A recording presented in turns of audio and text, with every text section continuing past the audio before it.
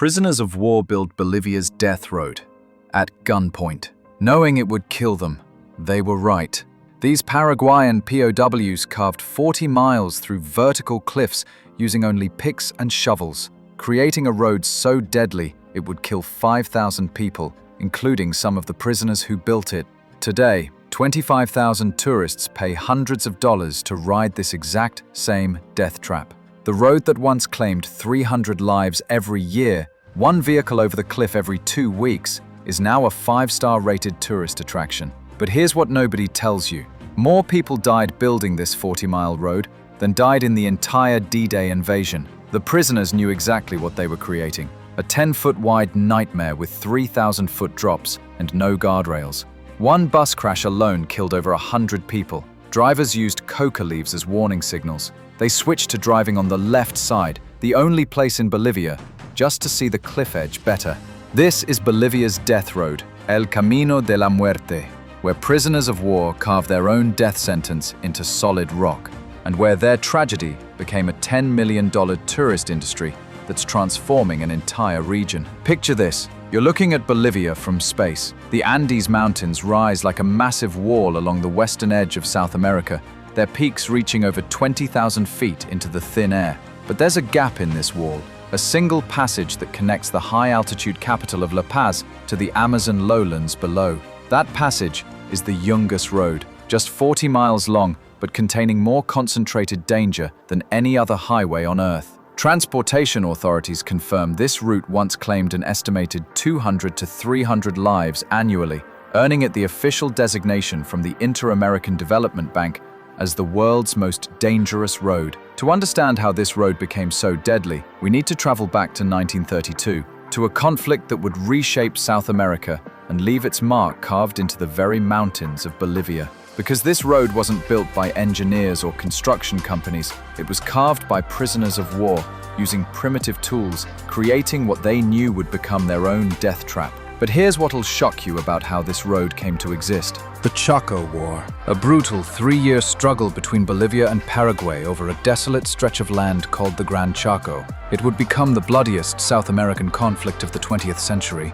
Historical records document that by the war's end in 1935, over 100,000 soldiers had died. That's 2% of Bolivia's entire population and 3% of Paraguay's. Here's what'll mess with your head.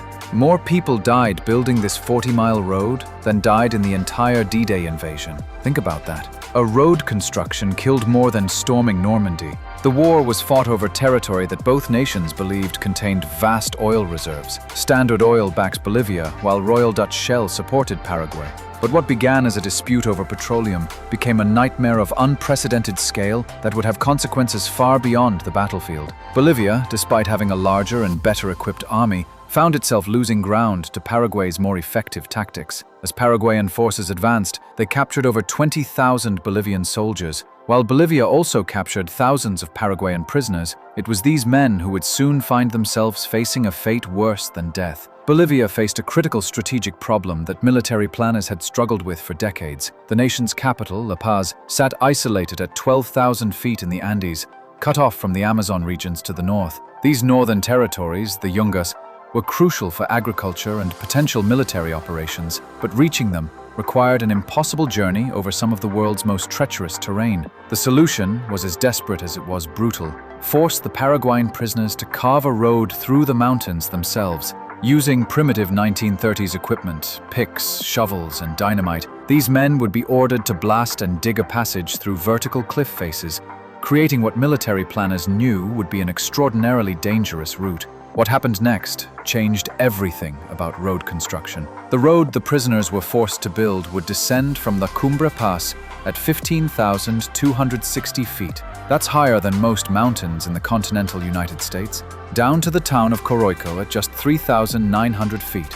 Engineering surveys revealed this represented a vertical drop of over 11,000 feet in just 40 miles, creating gradients so steep that the road would have to snake back and forth across the mountainside in approximately 200 hairpin turns. Think about that. Prisoners became road engineers at gunpoint.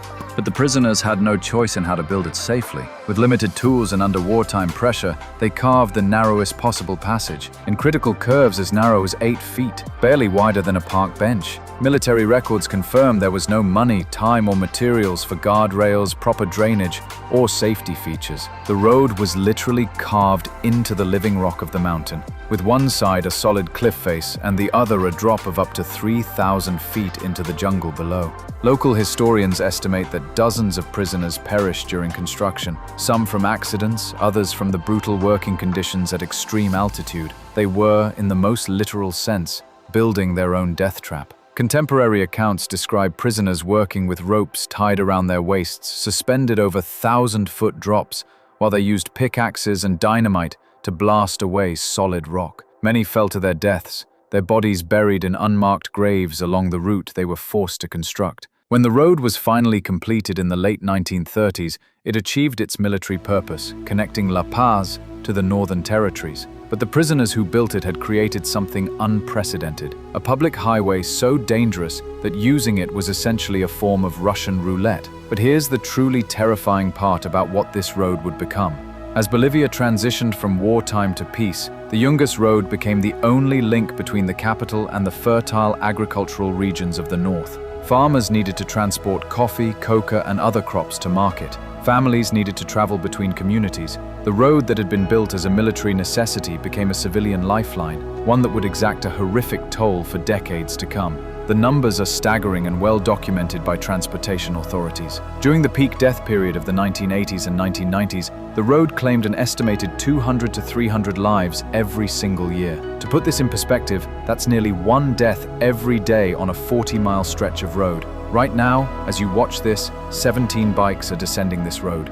The Inter-American Development Bank, after conducting a comprehensive safety study in 1995, officially declared it the world's most dangerous road, a title that would define its global reputation for decades. That same study documented that 26 vehicles plunged off the cliffs in 1995 alone. That's one every 2 weeks. What made the road so deadly was a perfect storm of engineering impossibilities and human necessity. Transportation experts confirm the road was never more than 12 feet wide at its broadest point, and in many sections narrowed to just 10 feet, barely wider than a single truck. Yet it carried two-way traffic, including massive buses packed with passengers and cargo trucks loaded far beyond their safe capacity. Hold on, the fog here is so thick that drivers literally couldn't see their own headlights.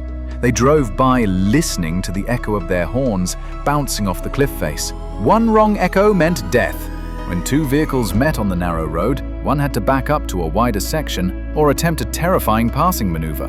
The descending vehicle, traveling faster due to gravity, was required to pull to the outer edge, placing it inches from a 3,000-foot drop, while the ascending vehicle squeezed past on the mountainside. But individual statistics pale beside the road's most horrific single disaster, documented in Bolivian transportation records and international news reports. What happened next became Bolivia's deadliest road accident in history. On July 24, 1983, an overcrowded bus approached a particularly treacherous section known as Devil's Curve, a hairpin turn where the road narrowed to its absolute minimum width while curving around a blind corner. The bus, carrying over 100 passengers according to official reports, many of them standing in the aisles, encountered another vehicle coming up the mountain. In the desperate attempt to avoid a head-on collision, the bus driver pulled toward the outer edge of the road, but the combination of the vehicle's weight, the slippery surface, and the impossibly narrow margin for error proved fatal. The bus went over the edge,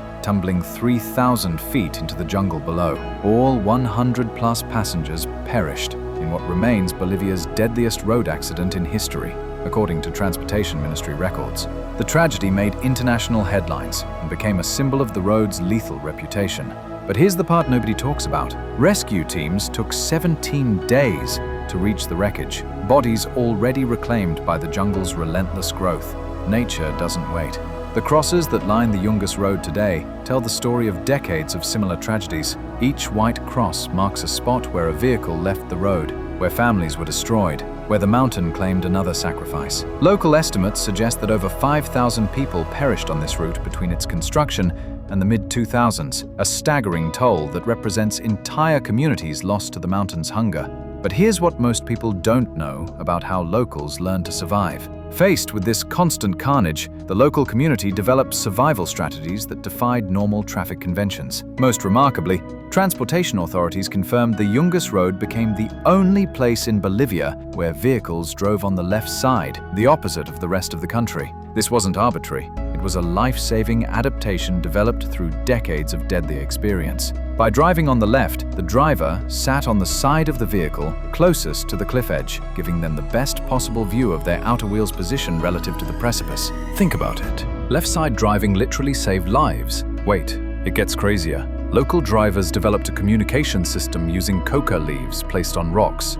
Fresh leaves meant safe to pass. Wilted leaves? Someone died there in the last 24 hours. Other survival rules evolved from pure necessity, documented by local transportation cooperatives. Descending traffic always yielded to ascending vehicles, forcing the faster, gravity-assisted vehicles to stop and pull to the dangerous outer edge. Local authorities eventually implemented time-based traffic controls, downhill traffic only in the mornings, uphill only in the afternoons, all to reduce the frequency of deadly encounters. But even these adaptations couldn't overcome the road's fundamental environmental hostility. Meteorologists report the route traversed multiple climate zones, from the freezing heights of La Cumbre Pass to the humid tropical conditions of the cloud forest below. Rain was a constant threat, turning the dirt and gravel surface into a slippery death trap where braking and steering became nearly impossible. Weather stations document that dense fog regularly enveloped the road, reducing visibility to zero and forcing drivers to inch forward blindly. The mountain itself was an active enemy. Geological surveys reveal landslides regularly blocked or destroyed sections of the road,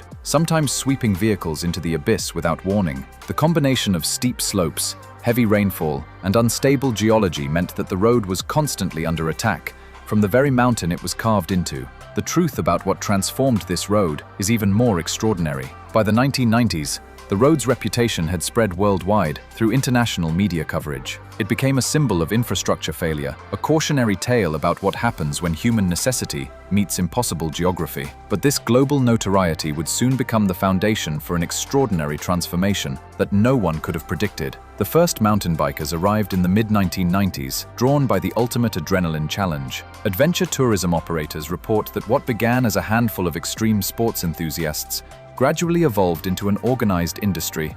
The very danger that had terrorized Bolivia for decades became its greatest tourist asset. The ultimate irony, this road that killed 5,000 people now has a 5-star rating on TripAdvisor. Tourists pay more to bike down Death Road than locals earned in a month, transporting goods that could kill them. Today, tourism authorities confirm that approximately 25,000 adventure seekers annually pay hundreds of dollars for guided mountain bike tours down the Death Road. What was once a highway of horror has become one of South America's most popular tourist attractions, generating millions of dollars in revenue for local communities. The transformation accelerated in 2006 when the Bolivian government opened a new, safer route connecting La Paz to the Yungas region. This modern highway, built with proper engineering standards, guardrails, and safety features, eliminated the necessity for most traffic to use the old Death Road. But rather than abandoning the dangerous route, entrepreneurs recognized its unique value. The road that prisoners of war had carved with their blood and lives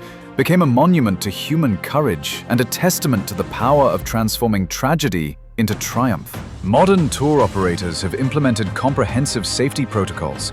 The transportation experts confirm have dramatically reduced accident rates. Professional guides, high-quality equipment, and strict safety procedures have transformed the experience from Russian roulette into a managed adventure.